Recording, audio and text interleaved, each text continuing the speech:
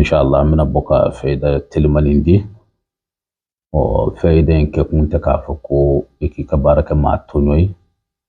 wal makabbi alaka jonka wal makaka do sirola sira minu may o me kuma dola ala billa jarabi si mu'minima o kuma dola ni ba yuyu ka ke o ka kuma dolo na yuyu ka se ima o mamin doron o kodo chuna ika femi mina ka sababu ka problem sima madu nana kalo dayla fanga sarafe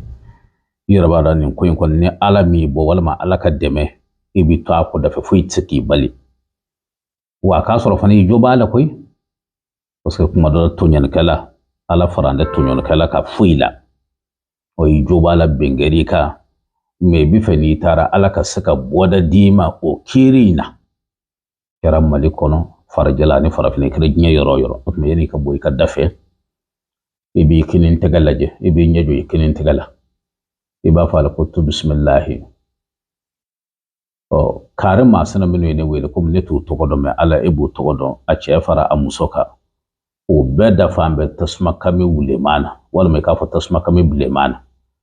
o ye emin wele ala bado tigi e senti koina otma e karsa e da fambe jisumana e yo tu nunun ka tasma kami bulemaina wala ma tasma kami bulemaina ya ji i dafa ji ya tu ala asara afina akarashu nako alla nako akarashin ya saba ibi nya da salu o mbalma ken balmum so tanke ekoni jobala ka fobbaga kembe ema femin fora isentala de mbo foka daka ni tara ala na boda ki inna sigi kani kaso sigi chugala min kadi ka nyina ala fe kanin fana kan na fani barakai ala ko ka kiba koso